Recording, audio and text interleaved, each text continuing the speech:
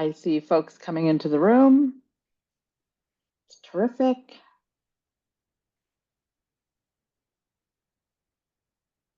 Wait for the number to stop scrolling up.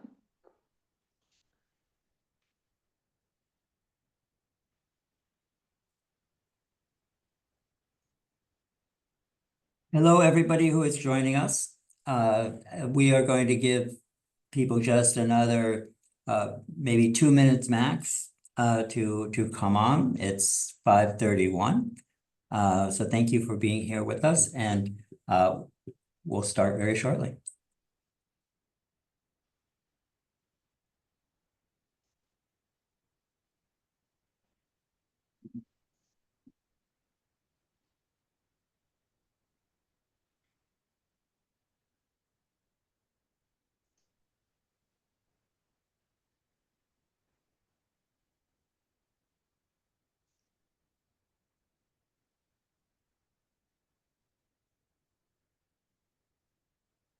Roger, I think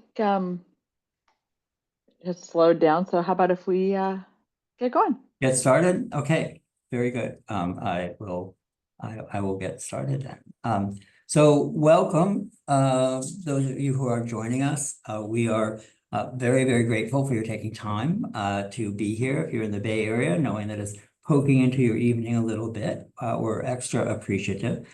And happy Pride. It's all happening in the next couple of weeks, and however you celebrate Pride, and however raucous or however much you want to just steer clear of the loud areas, may it be a happy time for you.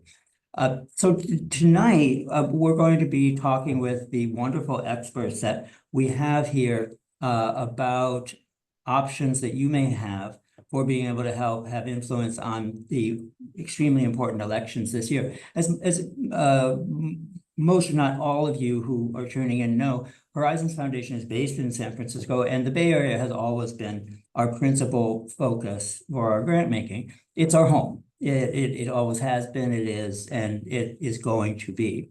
And at the same time, Horizons has always understood that we can't separate ourselves from the larger movement, from the movement and communities all across the country. We can't pretend like we're in isolation and unaffected. What we do affects others, and what others do happen, it affects us.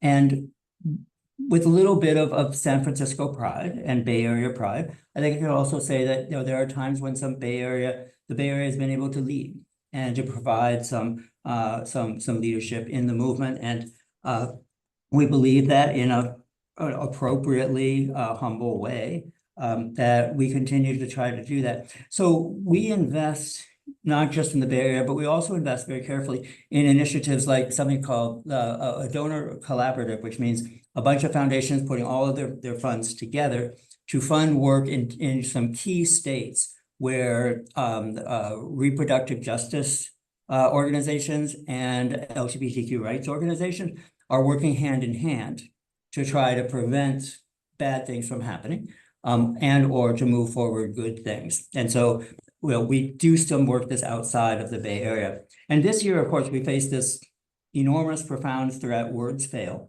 as to describe that. And so Horizons is responding to that, not just in the way I just mentioned, but also the board just approved a whole set of grants that are so-called 501c4 grants, as opposed to 501c3 grants, which are what most of you are accustomed to making, the tax deductible ones.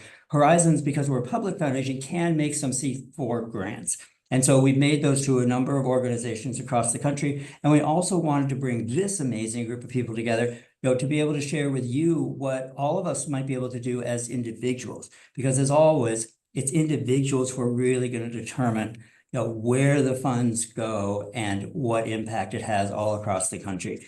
And with that, I'm going to pass it over to my wonderful colleague, the Chief Philanthropy Officer of Horizons Foundation, Tracy Evans, to take us into the discussion. Well, thank you so much, Roger, and thank you everyone for being here. I'm really excited this evening that we have a really wonderful panel of folks who are going to be able to talk about what's happening out there in the world and how we can respond. In fact, I'm just going to hop right in. We have three wonderful guests with us tonight. We have Eugenio Smith, the co-director of capacity building and the LGBT Voter Fund at the Movement Voter Project. We have Beth Wong, the Program Officer of Civic Engagement and Democracy at the Tides Foundation, and Fran Hutchins, the Executive Director at the Equality Federation. I'm going to ask each of them to introduce themselves a little bit more and talk about their organizations to get us started. So, Eugenio, how about right over to you? Awesome. So thanks for having me, everyone. My name is Eugenio Smith, and I use they, them pronouns. And I work at Movement Voter Project, or MVP. And MVP is a C3, C4, and a PAC. So we have Movement Voter Fund, Movement Voter Project, and Movement Voter PAC. And we are a little bit of a strange duck where we are a DAF, so a donor advisory fund, and also an intermediary. So we work with foundations who don't have the scale or size of programs that they want to be able to move money to, and we help move money that way as well.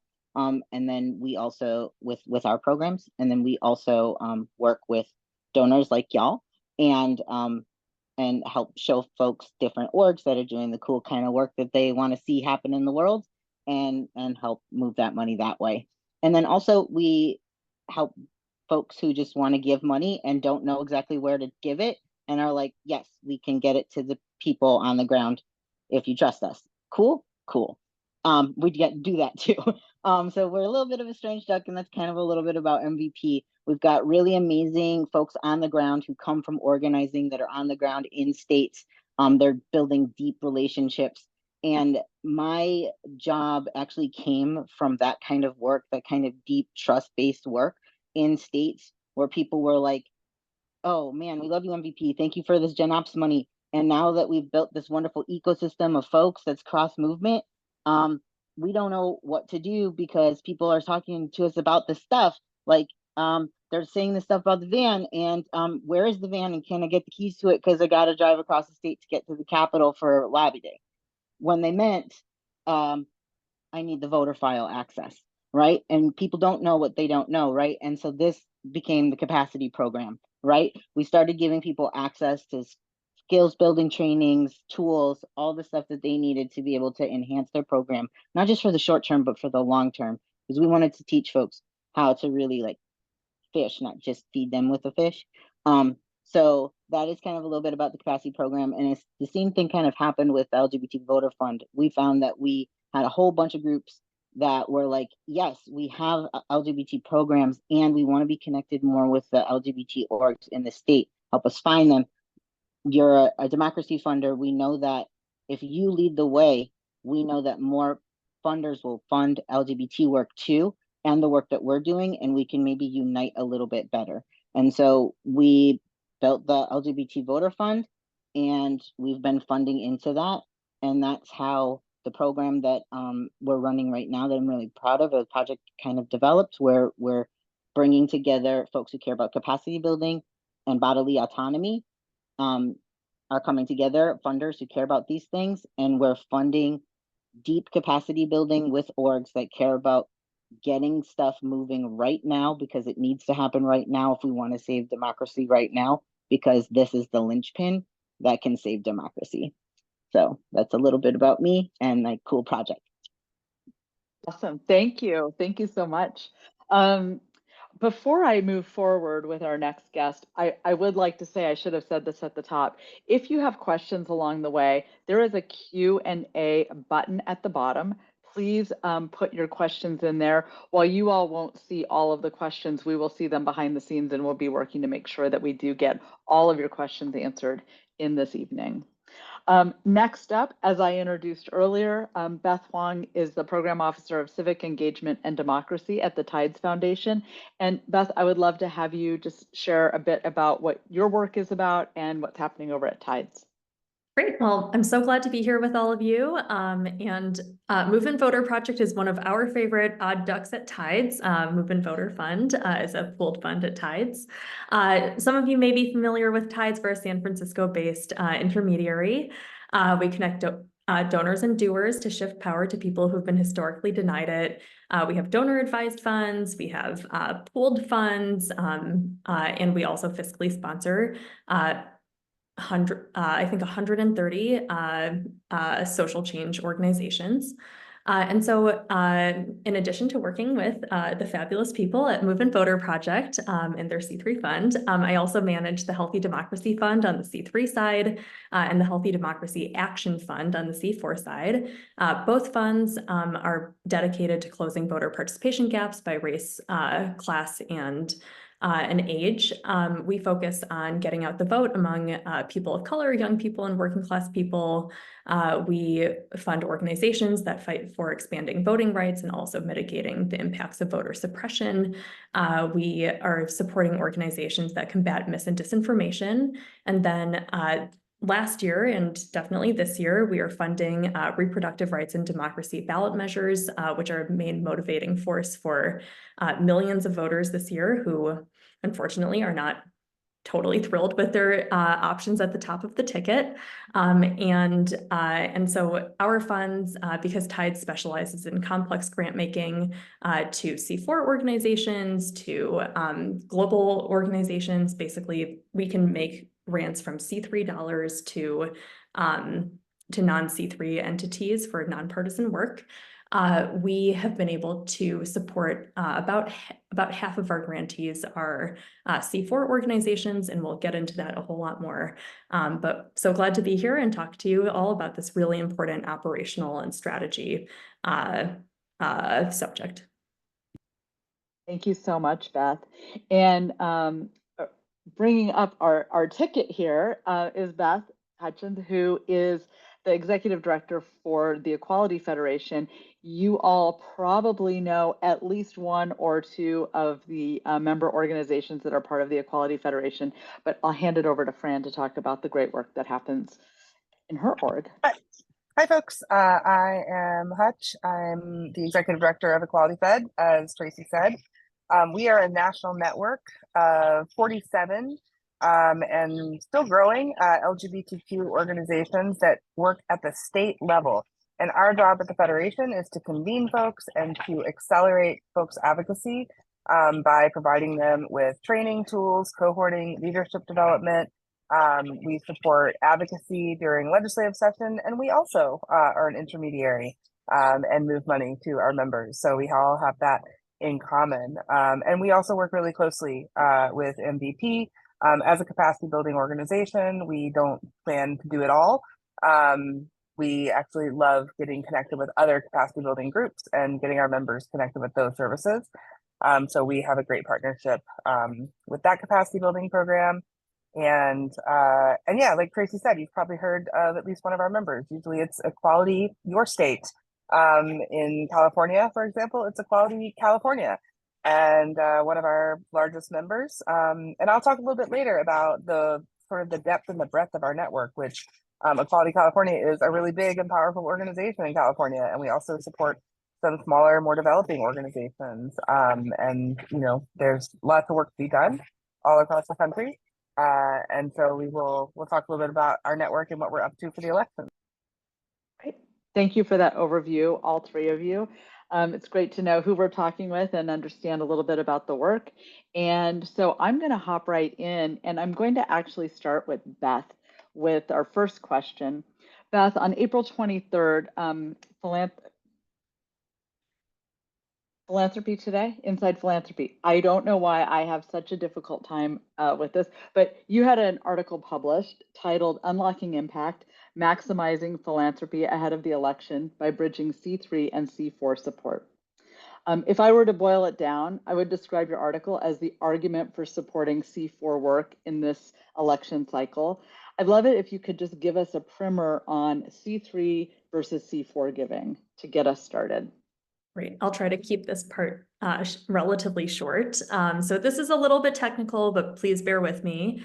So 501c3 organizations and 501c4 organizations, those are designations from the IRS. That's part of the tax code. And so 501c3 organizations are nonpartisan. They cannot make endorsements, but they still can do a lot. And so I don't want to turn anyone away from giving to 501c3 organizations that you know, love, and trust. I used to lead the 501c3 civic engagement table in Massachusetts, and I think we did a lot. So we drew the redistricting maps in Massachusetts and got about 85% of our map taken up. We rallied for affordable housing. We surveyed like hundreds of thousands of voters in Massachusetts about what are the key set of concerns that they have. And so 501c3s actually can do so much to register voters, educate voters, do community organizing, build coalitions, advocate to a specific amount for legislation that they like and that their communities need. And so 501c3 organizations actually can do a huge amount if leaders are willing to manage and embrace risk that goes beyond providing services. So with that being said, 501c4s do have more tools. The main difference is that 501c4 organizations can endorse candidates. And so in fact, but 501c4s are actually technically also nonpartisan nonprofits. You don't get a tax deduction when you give to a 501c4. And 501c4 organizations need to do at least half, usually 60% to be safe. They need to do 60% of their work on nonpartisan purposes. So they have to spend 60% of their money on things that are not candidate endorsements. And then another major benefit of 501c4 organizations is that they don't have any lobbying limits. And so they can lobby to their heart's content on community needs. And so they don't have to do their ratios and calculations are a little bit different. So just think 501c3s have limited lobbying and 501c4s have limited candidate endorsement work that they can do. And so those are the main differences and kind of the math behind 501c3s and 501c4s. Great. Thank you so much for that, Beth. Now, we all know this is a very polarized election cycle. And so why is C4 giving in this year so important, and what can be accomplished? And are there specific areas of C4 giving that seem especially important right now? Definitely. Okay, so I don't need to tell all of you that the 2024 election feels like a muddy, challenging mess for many of us, from the war in Gaza to Biden's new stance on immigration. It's like not feeling particularly easy this year. And I think, and it's not just for us who maybe are addicted to your favorite political podcast or our chronic readers of the op-ed section of the New York Times or maybe the San Francisco Chronicle. But everyday people are feeling pretty half-hearted about this election also. Recent polling shows that Trump is leading with people who don't pay attention to the news. And while some of those people are kind of anti-establishment people who don't pay attention to the news for the same reasons that they're voting for Trump, a lot of the people who don't pay attention to the news, I believe, are still gettable if the right messengers can reach them and persuade them to vote. And so that's what many of these community organizations that are in their neighborhoods 365 days a year are best positioned to do. And when that type of trusted community leader makes an endorsement, normal people who don't really pay attention to the news actually do pay attention. And so that remember when I shared that 501c4s need to spend 60% of their funds on nonpartisan work? That's the work that all of these organizations do basically from January through June. And then they often toggle and switch over to C4 partisan endorsement work from July through November. And so that flexibility for 501c4 organizations to switch over to partisan work starting in, like, let's say June, July of every year, while building deep levels of trust from January to June is like the reason why we use a significant part of the Healthy Democracy Fund's C3 funds to pay for the nonpartisan 501c3 permissible part of the year. So we're basically paying for their budgets from January through June so that they can use the much more, in my opinion, the much fewer 501c4 resources, because donors don't get a tax deduction. And they can really conserve the use of those 501c4 dollars, which are fewer and more scarce for that really important, like, June through November period, to get out the vote for specific candidates who I'm sure who likely align with your and my values. But that is the use of the complex grant making at the Tides Foundation, is to fund the very impactful community organizing of 501c4 organizations that is totally nonpartisan in the majority of the year, so that those 501c4 organizations can conserve their political dollars from the most important times of year when normal people are actually paying attention to electoral politics. Right. Thank you so much for that, Beth. Super helpful. And I think next, Eugenio, at the Voter Movement Project, you're hyper-focused on getting folks out to vote. In a time when folks don't think that their vote matters, or maybe they aren't moved by key candidates or issues, or maybe they don't pay attention to the news, as Beth was talking about. I'd love to hear about the tactics that are being used, where you're seeing success, and how, well, I mean, specifically, how does the LGBTQ voter fund come into play? Yeah. And so this is where, like, I get to be so excited about how cool my job is. So yes. In the capacity program, we get to fund the groups that are doing some of the coolest work in the field right now. So we are working with groups that are, like, on the cutting edge of sampling new ways of reaching young voters. So we are working with a group in Montana called Forward Montana that is using TikTok to reach out to voters to just go through the disinformation that they have heard around TGNC communities, and just dismantle some of that, and also talk to them about voting. And hey, these things happened. Yes, they were bad things that happened. And all this bad, like, repro stuff also happened. And also, these are the things that we can do to stop that. And if you want to stop that, you have power here. This is what we're going to do. We are going to go vote. This is what we need to do. And yes, people also took away some of, like, the easy access to voting. And now this is what we're going to do. And they're using TikTok to do it. And it's beautiful, and it's brilliant, and it's quick and pithy, and it's great. So some of that stuff is happening, right? And so TikTok is one of the ways.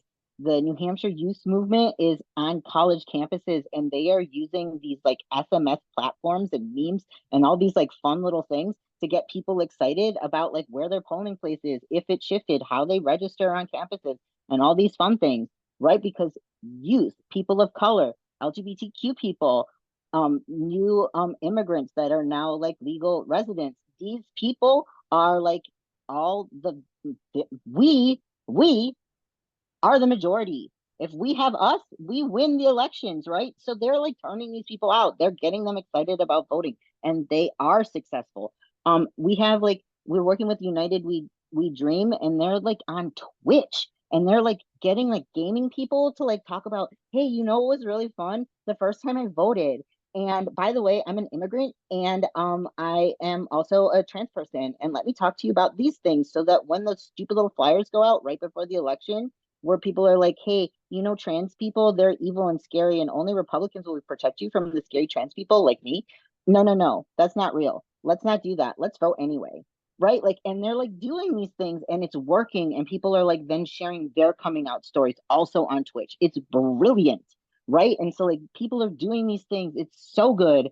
It's so cool. And then there's, like, and like I swear to God, I'm not a plant here. I'm not.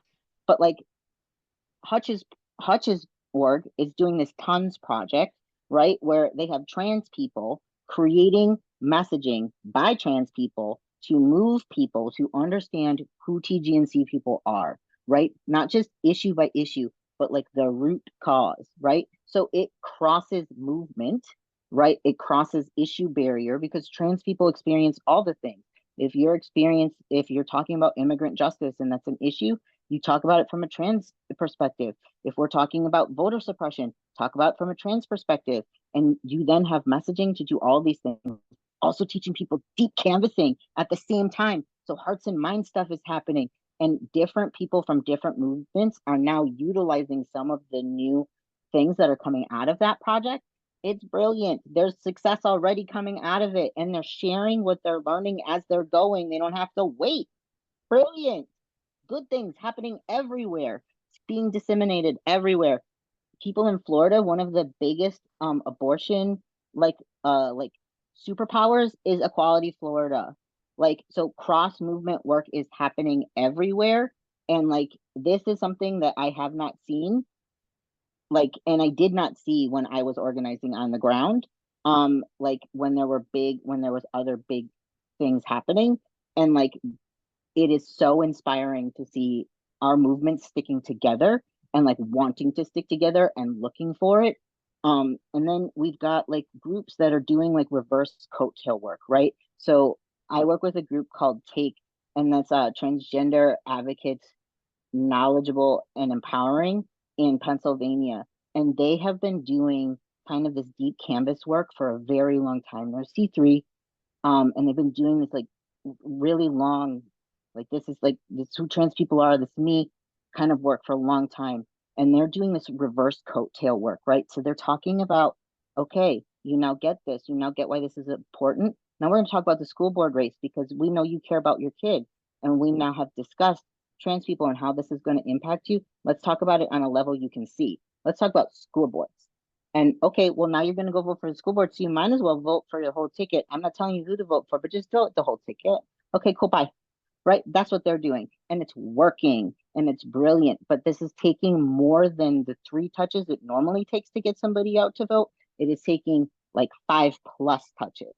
So the thing is, the tactics we all know also work. It just takes more of them. So beautiful things are happening.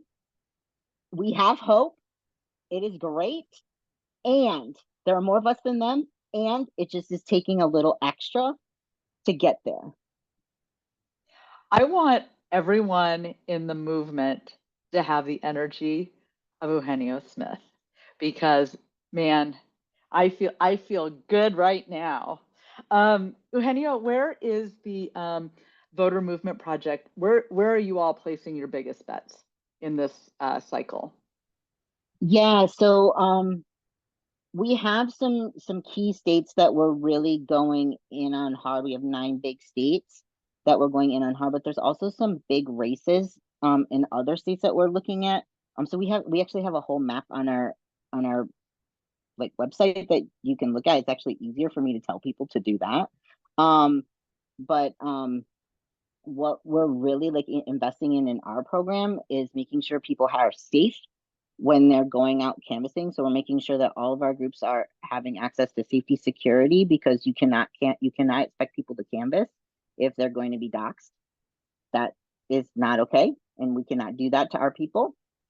We are investing really heavily in making sure that all people have access to communications, right? So messaging, those tools. That's why we were one of the first investors in the Tons project, right? And why we're investing in the Twitch streaming stuff, right? That's why we invest really heavily in making sure people have access to the tech, right? Because if opposition gets access to our data, if our data is not sound, we can't make solid strategic decisions.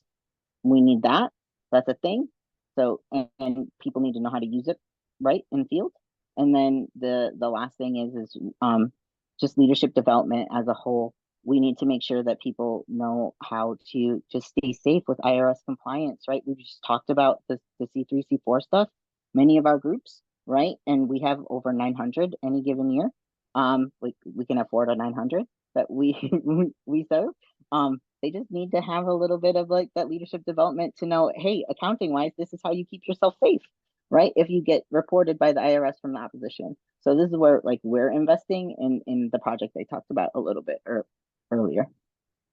Great. Thank you. Mhm. Thank you so, so much. And again, that energy, ooh, I want to bottle it. Um, so I'm going to switch over to Hutch. And Hutch, the Equality Federation, as you mentioned, is made up of 47 member organizations across the country.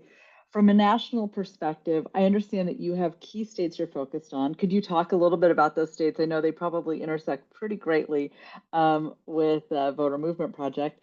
Why them? And what are the overarching strategies with this focus? Yeah, definitely. And first of all, I just want to, you know, also respond to Henyo's energy.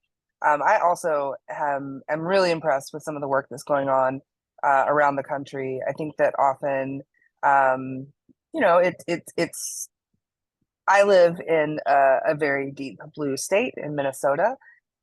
We are on the vanguard, like California, of passing some really proactive LGBTQ and repro legislation. But it's not like that all over the country. And I know it's sometimes hard to imagine like what it's like to live in those states or what it's like to do work on the ground in those states. And I assure you, it is happening.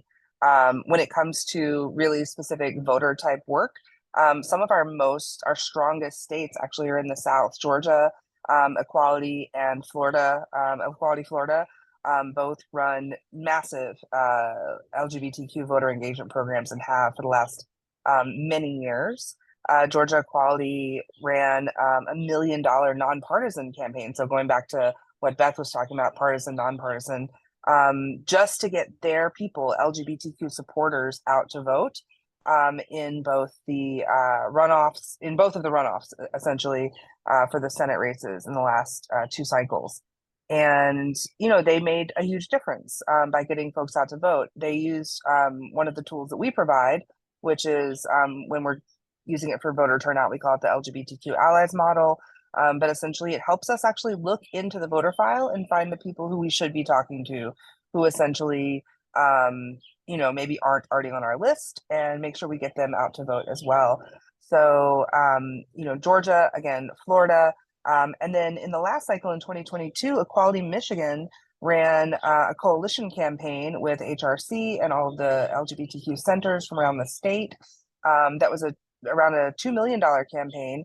And they were able to they were actually one of the few groups working in a couple of the districts. They were able to find the districts where they, as Beth was saying, would be the best messengers and get folks out to vote. So we've got programs running all over the country. I don't like to play favorites, but when we're thinking about where we know work is going to be happening and where we think it's going to be really essential, we also we don't put this on our website, so you'll have to hear this now.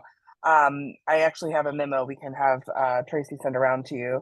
But we're looking at some of the states I mentioned. Georgia and Michigan are at the top of our list this year, simply because when we're looking at both, we look at sort of a matrix of opportunity, capacity. And when we're looking at opportunity, we're looking not just at like the top of the ticket federal race, but also are there down ticket races or ballot measures that are going to be important. So Georgia and Michigan. Wisconsin, obviously we're trying to get Tammy Baldwin reelected. Ohio, Arizona, Nevada, Pennsylvania, and North Carolina. North Carolina, I'm super interested in.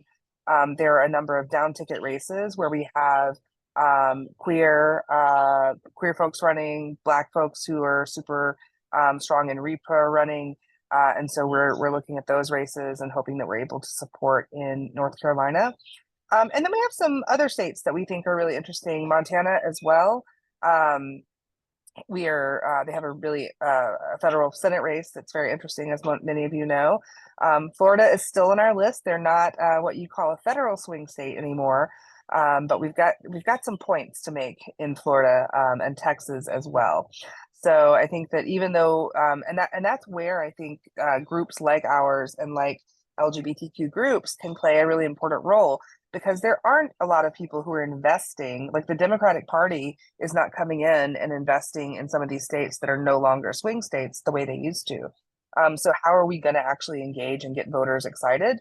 Well, you're going to get them engaged and get them excited because we want to get those politicians who've been passing these anti-trans laws out of office. We want to punish the wicked, as we sometimes say, or we might have to do some support and some, I would say, like support work for folks who stuck their neck out for our community.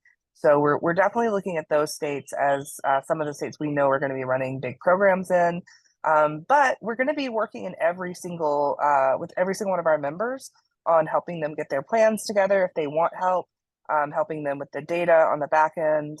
So, you know, we're really looking at all of the states to increase the capacity of what they're currently doing, and then really to try to, you know, help the states that are trying to build these larger programs. And I will say too, when I say help, you know, we do both directed funding. So if you want to chat with us and talk about which states you'd like to invest in, we can help you direct your funding. I prefer, actually, because of some of the laws Beth was explaining, to not do pass-through funding too much on the political side, although I still have a little bit of room left to do pass-through funding if folks want to bundle. But that's, you know, that's the function we're going to be playing. We're going to run what we call our democracy hub, which essentially will be a coach for folks to come and talk to get their plans in order, to get their data straight, to get set up with the tech that they need, and making sure that they're able to, you know, work well with other folks in the state, you know, hoping that folks will actually coordinate their plans and coordinate their voter outreach. And so that's, you know, that's really where we're focusing is building our support work and also helping get funding directed to those states. Thanks so much for that. And, you know, here at Horizons, we obviously sit squarely in the bubble of the Bay Area. And we obviously care a lot about the issues in California. Are there any real burning issues here in our state this year, or might this be a good year for donors to focus on other parts of the country? I mean, Can they do both? Can they do both, Tracy? I mean, yes, and yeah, for well, sure. I mean, California is definitely an interesting state politically, and I will let other people speak to some of the more like candidate-based races that are happening in California that might be interesting. But I can assure you that there are LGBTQ ballot measures. I'm sure those of you who live in California are always counting up the questions. One of my first organizing campaigns was Prop 8. Back in 2008, which I cannot believe was so long ago. It feels like yesterday. But yeah, we were 8 of I don't know how many measures that year, and we're going to have a bunch this year as well in California, I'm sure. But we will be having ballot measures in California. They'll be trying to raise money to actually repeal Prop 8 is one.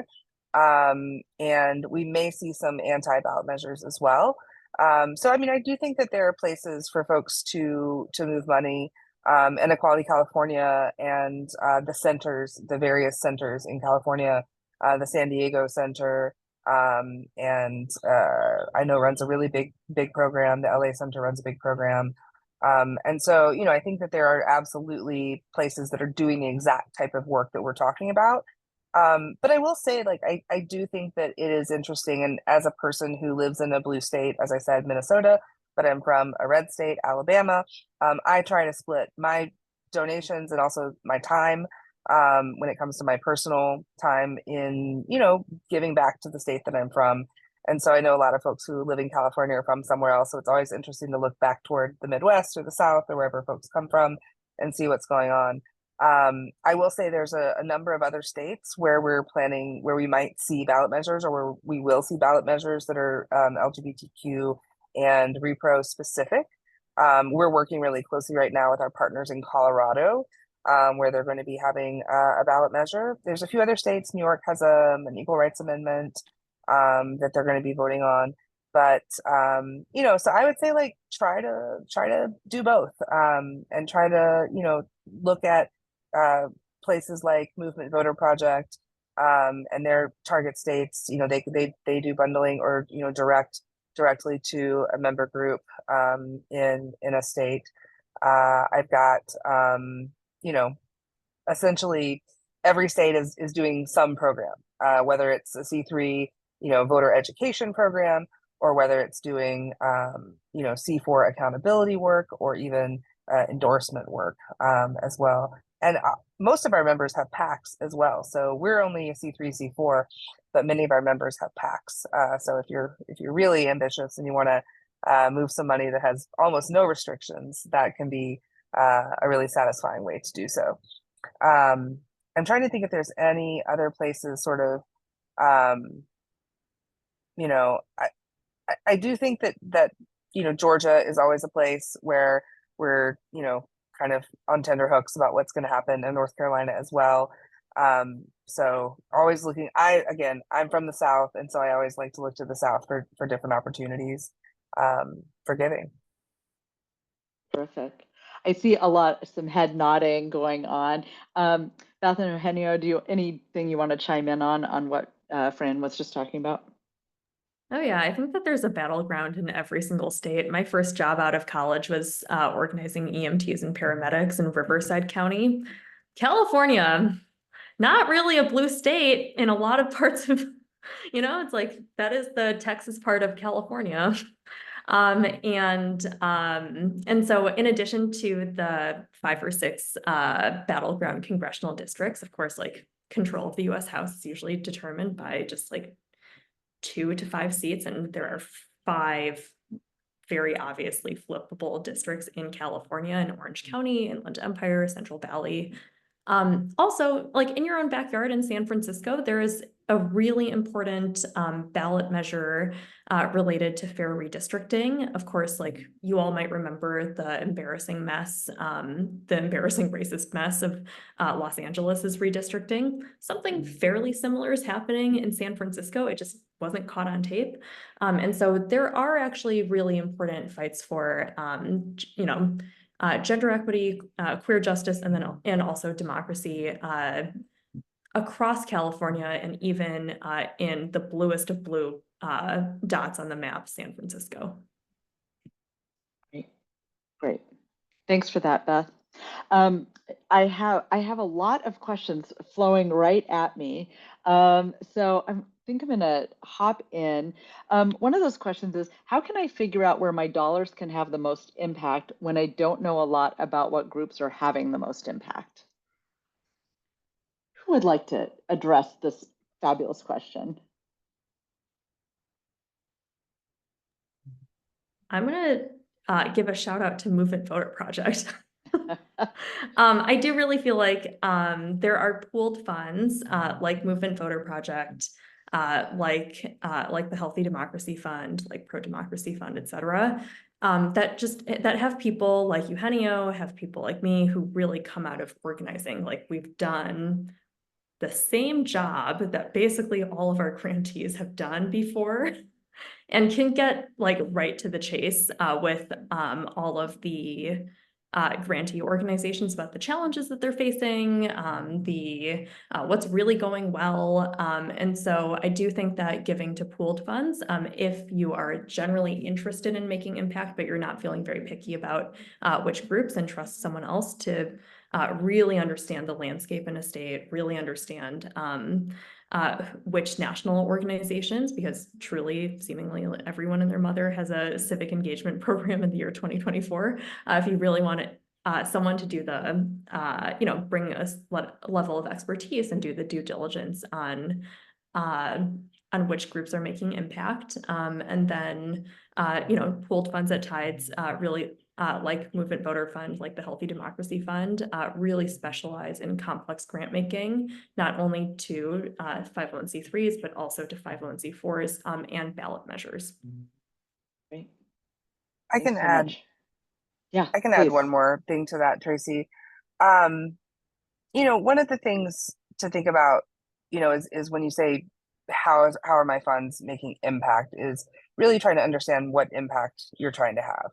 And one of the things that actually something Beth said a minute ago about the groups that are on the ground being really good messengers, because they're there 365 days a year. And so, you know, I'm not going to tell people to not give to one thing and give to another, but one thing that happens when you give to a community-based group, a community organizing group, someone who is on the ground 365 days a year, is that, you know, if you, let's say, for example, you give to a candidate who is already getting a lot of money, or you give to a PAC, you know, what they're going to use that money for, I can assure you, most of the time is airtime. So you're going to be giving them more airtime with ads, which is absolutely an important element of political campaigns, but it doesn't leave anything behind. And when you give to a community-based organization, you are leaving behind capacity. They're actually going to be able to run a program and then have those skills to run the next program.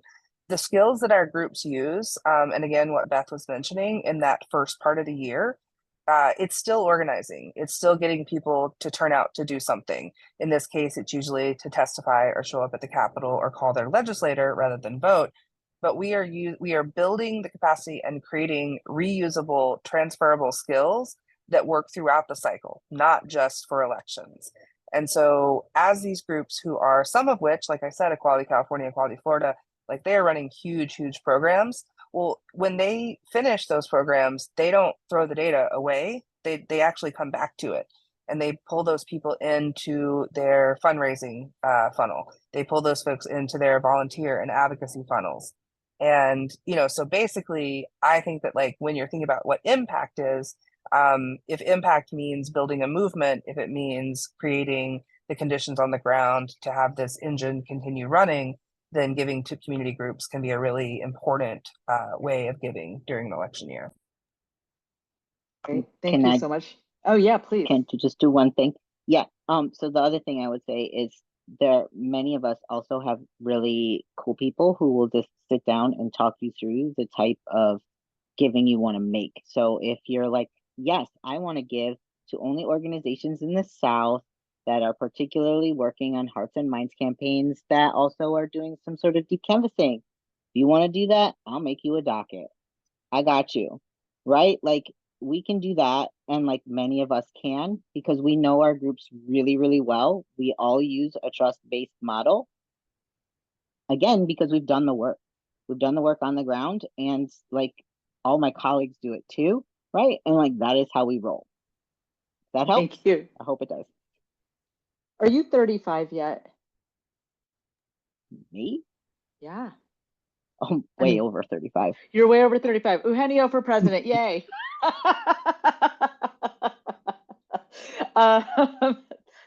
It was a little silly question there.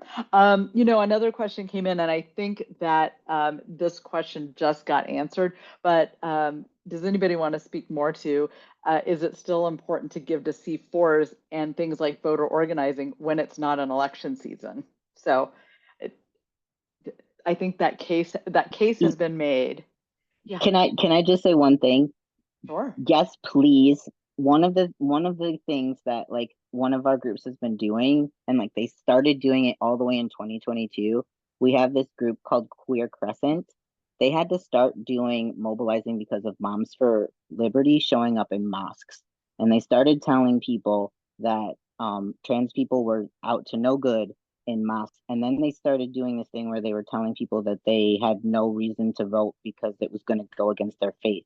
And they did this whole thing. And so Queer Crescent, which is cutie POC Muslim folks, got together and they put together this whole faith-based curriculum to go into mosques and like turn their language on its head and re-register people to vote and get people excited about voting again after they had their power taken away. All of that work has taken 2 years to get people re-engaged in voting after a few times of fake Muslim people, Moms for Liberty people going in with fake hijabs. 2 times they came into a couple of these mosques and they destroyed people's belief in democracy and their like belief that their like trans children belonged in faith. 2 times they showed up at some of these mosques and they did that, and it's taken them 2 years to undo it.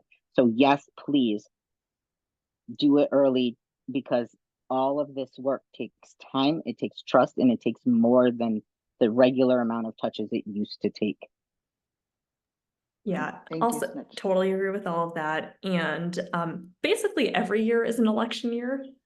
We traditionally think that only the even years are election years. I'm joining you from Madison, Wisconsin today. And so much in Wisconsin is changing because of the Supreme Court election in April of 2023.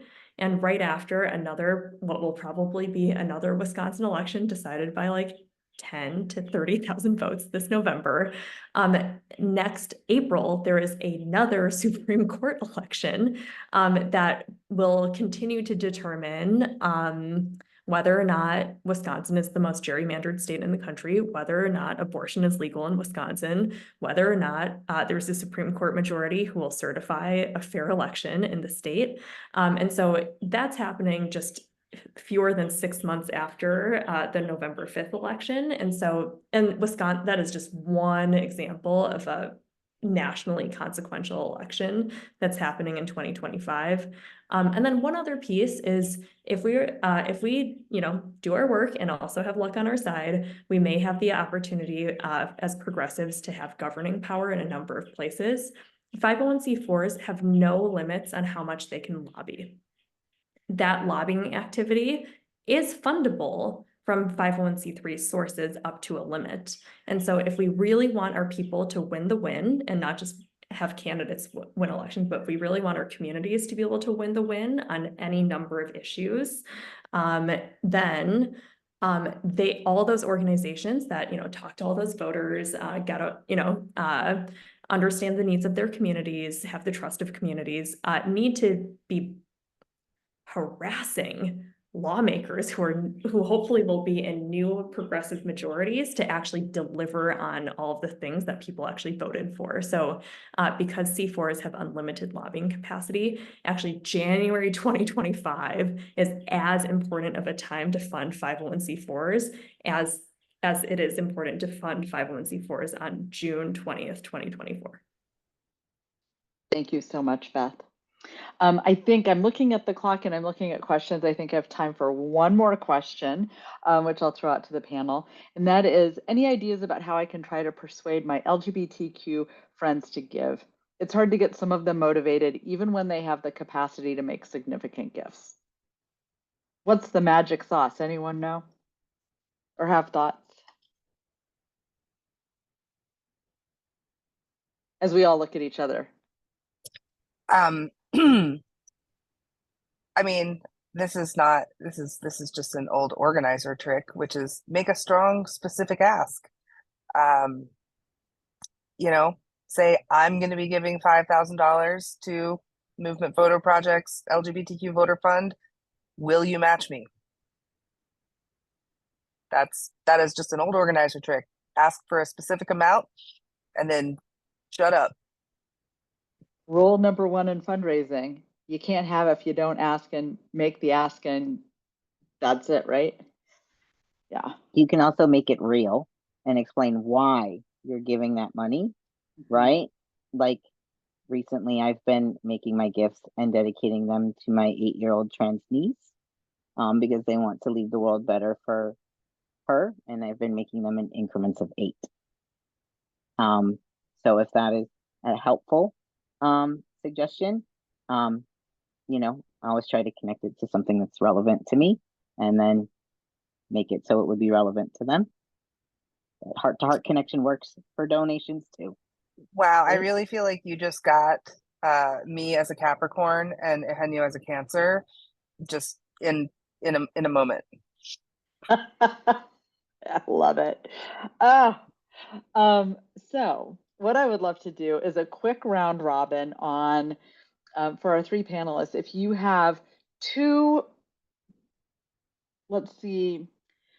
key summary points from what you talked about, and one, what our listeners and viewers could do next. And I'm going to hand it over to Hutch. Wow, 2 points. I think that my key point, and again, this really is my orientation as a always on movement building organization and not just a civic engagement or electoral organization, is giving to community-based organizations is a really strong way to have lasting impact beyond this cycle, beyond 1 or 2 election cycles. So even if you are investing for election work, it still builds capacity at the ground level.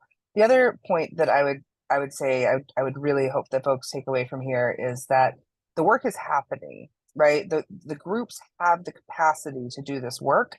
It really is a matter of how much money they receive as to how much of it gets done.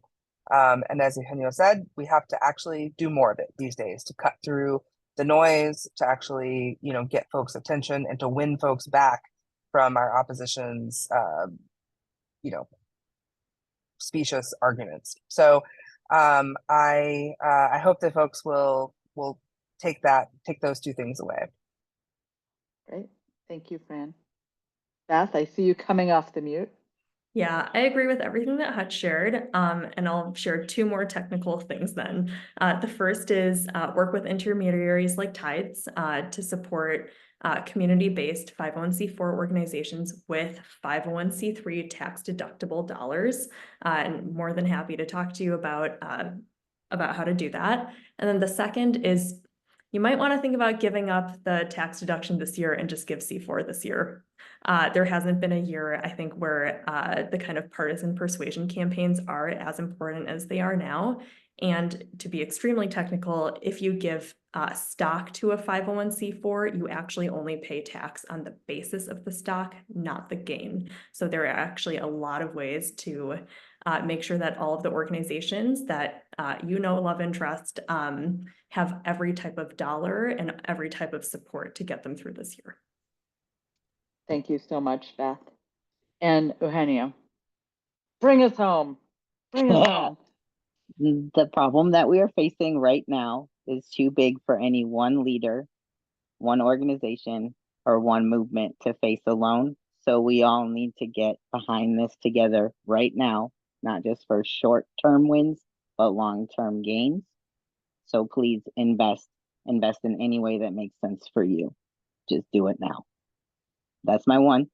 My 2 is please, dear God, know that our groups are doing amazing things with very little, and there is so much hope if you just listen to them.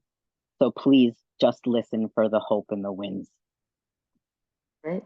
Thank you so much. I want to say a huge thank you to all 3 of our wonderful panelists. You 3 are helping change the world in such wonderful and beautiful ways. Thank you so much for that. Thank you for your time. Thank you for your work. And thank you for your dedication. I know I really appreciate it. And I'm pretty sure our entire audience does as well.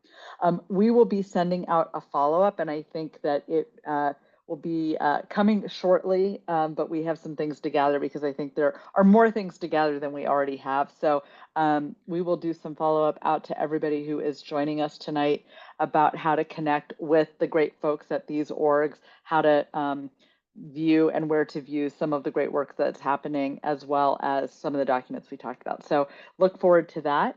And Roger, any last remarks from you? Nothing other than to echo what you said, and I'm not going to try to top the 6 things cumulatively that the panelists just offered. And thank you for all the work you're doing on the ground, and all the people that you're working with, and especially folks who are the volunteers on the ground, because volunteer energy and power is going to make or break us too. And I will say that also to those who are listening in. If you're not just a donor, but you're also a volunteer in some form or fashion, thank you for doing that. We at Horizons are applauding you and deeply appreciate your contributions. Thank you. Thank you so much, everyone. Have a great night. And once again, happy Pride season. Bye-bye. Bye-bye.